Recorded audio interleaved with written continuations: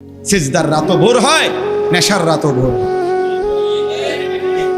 হ্যাঁ, আজ রাত যে যুবক আল্লাহকে সিজদা দেয় তারও ভোর হয়, যে মদের নেশায় পড়ে থাকে তারও কি হয়ে যায়, ভোর হয়। স্বার্থপর এই দুনিয়া যুবক, নওজওয়ান মনে রাখো, স্বার্থপর এই দুনিয়া কারো কথা মনে রাখে না, কারো জন্য থেমে থাকে না। আমি এই পরশুদিন দেখছি, গতকালকের আগের দিন সকাল 6:30 বাজে আমি আমার বাজারে, ময়নামতি সাবের বাজার, ওইখানে দেখছি একটা হাইয়েস্ট গাড়ি একটা ট্রাকের মুখোমুখি হইয়া, হাইয়েস্ট গাড়িটার ড্রাইভারটা জাগাত তারে বাইরে করছে টাইম না হেসরাইয়া, কিছুক্ষণের মধ্যে লোকটা মারা গেছে।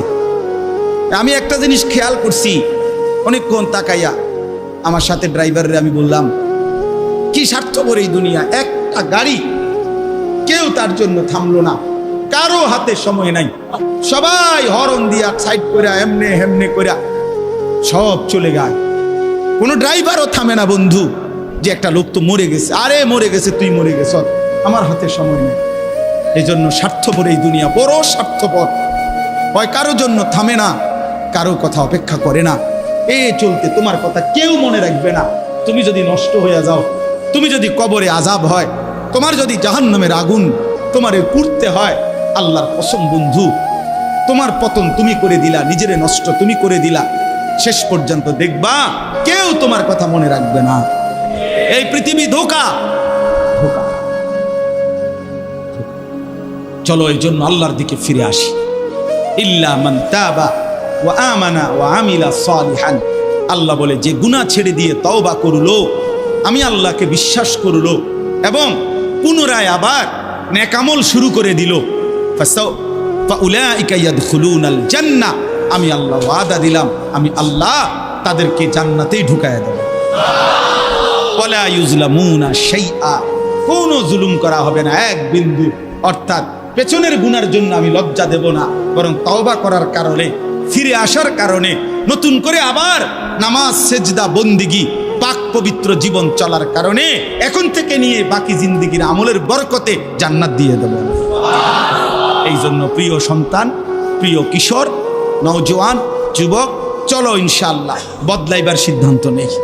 সবাই এই পরিমাণ শাহওয়াত, এই পরিমাণ অবৈধ কামনা বাসনা, নারী ছবি, অশ্লীলতা, বেহায়াপনাতে মাতাল হয়ে গেছে বন্ধু চারিদিকে, সমাজের চারিদিকে। হজ্জের সফরে ছিলাম, যে কয়দিন যাই খোঁজ খবর নিছি, দেশের খবর একটাই, হত্যা, খুন, ধর্ষণ, নারী নির্যাতন। আর সবচেয়ে আশ্চর্যের কথা হলো, আমি মনে হয় আমার এই ছোট্ট হায়াতে গত 30 বছরে আমি যেই কথাটা এতবার শুনি নাই, গত 2 মাসে বারবারই শুনি চারিদিকে পরকিয়া।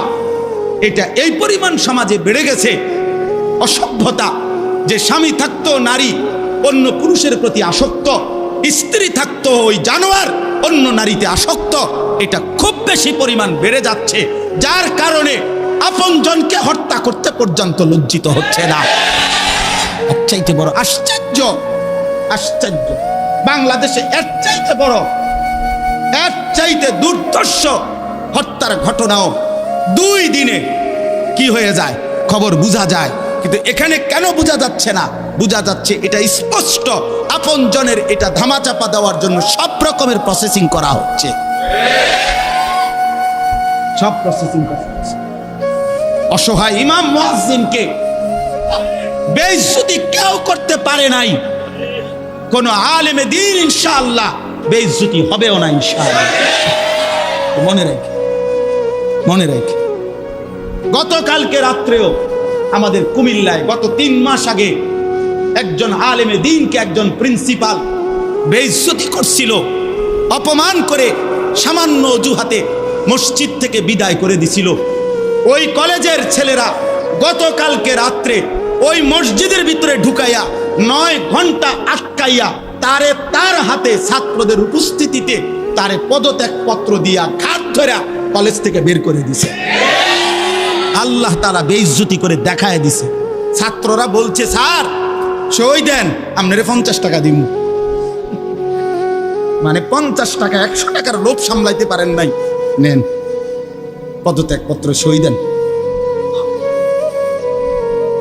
এই জন্য দোস্ত, নারীর আসক্তি, জিনা, বেবিচার, পরকীয়া, অসভ্যতা, যুবক ভাই তোমরা বাঁচতে হবে।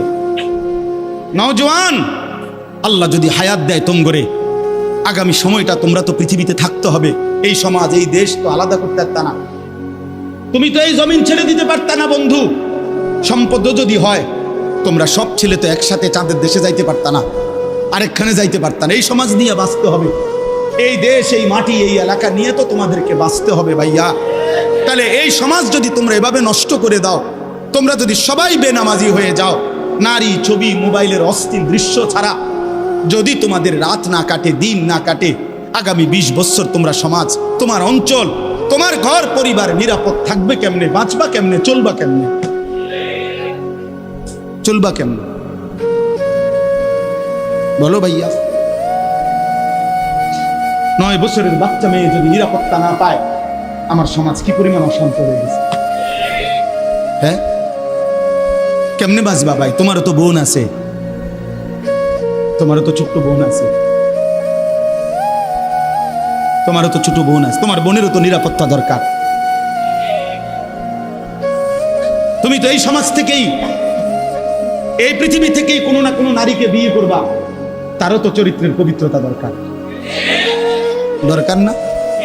তো কেমনে মিলবে ভাইয়া? কেমনে মিলবে? সবাই যদি এমন চরিত্রহীন হয়ে যাও, নারী ছাড়া, ছবি ছাড়া, মোবাইল ছাড়া, উলঙ্গ দৃশ্য দেখা ছাড়া তোমাদের রাত কাটে না, দিন কাটে না, আমার সন্তানরা কেমনে আগামীর পৃথিবীতে তোমরা বাঁচবা ভাইয়া বলো? তোমাদের অনেক ছেলের চেহারা দেখলেই তো বোঝা যায় কতদিন হয় নামাজ পড়ে, কতদিন হয় মালিকরে একটা সেজদা দেয়। চুল নিয়ে এত ব্যস্ত হয়ে গেলা কেন? চুলের ফ্যাশনের উপরে এত অস্থির হইলা কেন? কে দেখে তোমার চুল? কীর্ত দেখে? কারে দেখাবো এসব চুল? মানুষের আর কাজ নাই, মানুষই বুঝি বইয়া বইয়া তোমার চুল দেখবে। তুমি যে সারাদিন চুল নিয়ে ব্যস্ত, শরীর পূজা, দেহের পূজা এভাবে করছো কেন? সারাক্ষণ বুঝি এই শরীর, এই দেহ, এটা নিয়েই ব্যস্ত হয়ে গেলা। সারাক্ষণ একটা নারী বুঝি, একটা নারী, একটা ছবি, একটা বেডি, একটা উলঙ্গ দৃশ্য, এর জন্যই পৃথিবীতে আসা। এই রাত দিন বুঝি মোবাইলে দেখবা, ছবি দেখবা, নারী দেখবা, সারাদিন বুঝি নারীর জন্যই পৃথিবীতে আসা। তোমার আর কাম নাই, আর কোনো উদ্দেশ্য নাই দোস্ত আমার। ঠিক হলো না, ঠিক করলা না ভাইয়া, ভালো করলাম। অর্থাৎ যারা নামাজ পড়ে না, আল্লাযীনা তারাকুস সালাহ, টোটালি নামাজ যারা ছেড়ে দিছে, তারা প্রজন্মের উত্তম তো না, নিকৃষ্ট না, তারা কোনো জেনারেশনে না, তারা কোনো মানুষে না, তারা কোনো কিচ্ছু না, এর কোনো গণাতে ধরে না। ওই প্রথমেই বাদ গণাত করছে, অরে নিকৃষ্ট হিসেবে বলতে চাইছে আল্লাহ এখানে যারা তাদের নামাজকে নষ্ট করে দেয়। তাফসীরের মধ্যে লিখছে নামাজ নষ্ট করে দেয় মানে কি? 1 নাম্বার, যে ব্যক্তি নামাজকে যথাসময়ে আদায় করে না, ইউআখিরুনাস সালাহ, তাখির করে, নামাজ সবসময় দেরিতে পড়ে। নামাজ সবসময় কখন পড়ে? দেরিতে পড়ে। আল্লাহ তাআলা বলছেন ওরা ওই সমাজের নিকৃষ্ট মানুষ। ফাওয়াইলুল লিল মুসাল্লিন আল্লাযীনা হুম আন সালাতিহিম সাহুন। আল্লাহ তাআলা বলেন ওই নামাজীদের জন্য জাহান্নাম। ওয়াইল, জাহান্নামের একটি গুহা, জাহান্নামের একটা অংশ, জাহান্নামের ভীষণ আযাব।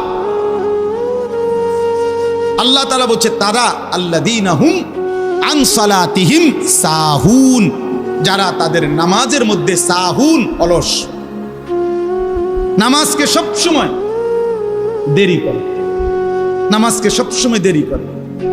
জোহরের আজান হয়েছে 1টা বাজে, এবারটা জোহরের নামাজ পড়তে গেছে 1:15 বাজে, এখন 4:30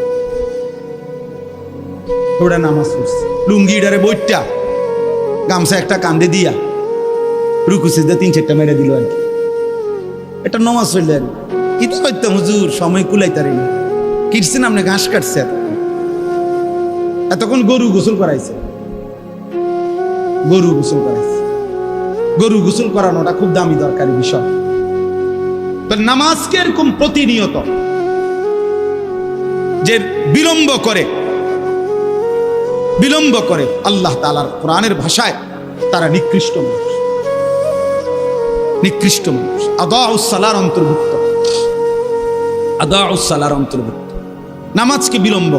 আচ্ছা, হাদিসের মধ্যে আছে, কোরআনেও আছে, যে ব্যক্তি নামাজে অবহেলা করে, আল্লাহর কসম, আল্লাহও বলছে, নবীজিও বলছে, সে মুনাফিক।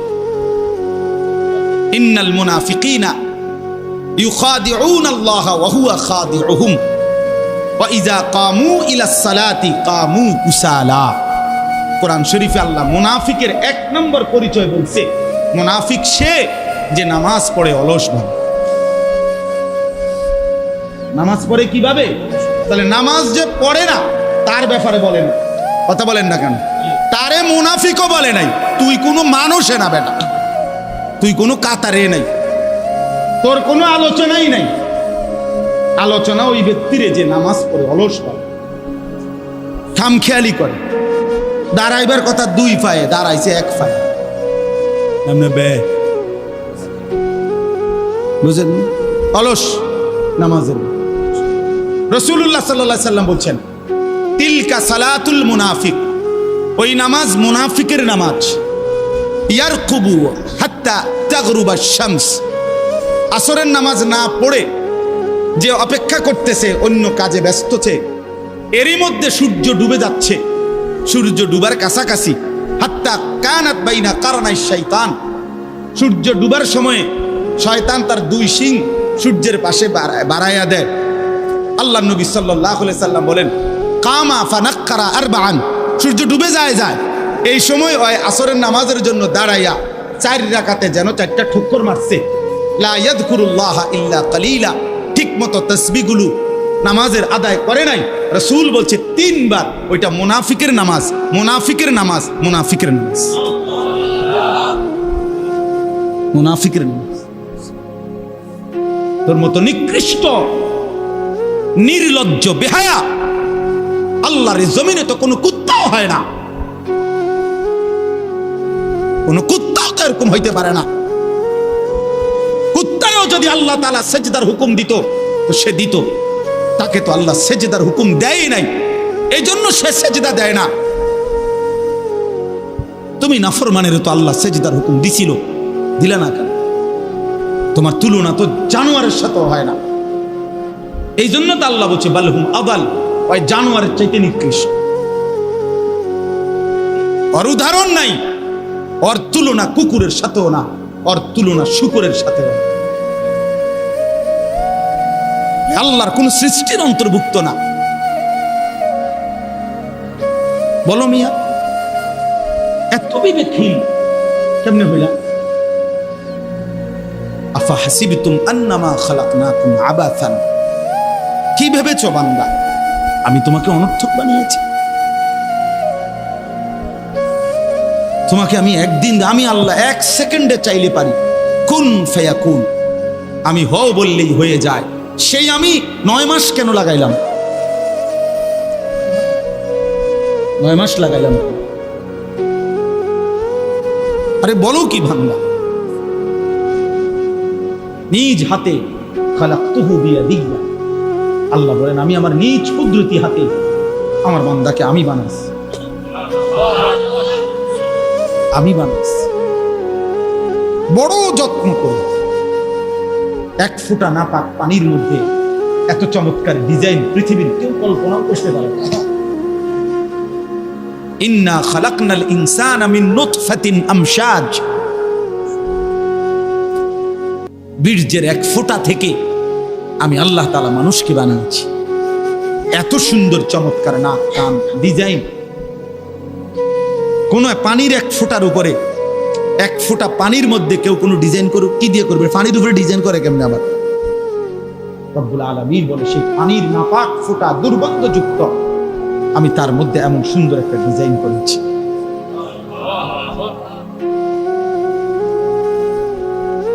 কেমনে ভুলে গেলাম? মা গাররাকা বিরাব্বিকাল কারীম, আমার মতো মেহেরবান দয়ালু মাওলা 24 ঘন্টা যে তোমাকে অজস্র অগণিত নিয়ামত দিচ্ছি, এই আসমান জমিন, এই চাঁদ সূরজ আলো বাতাস,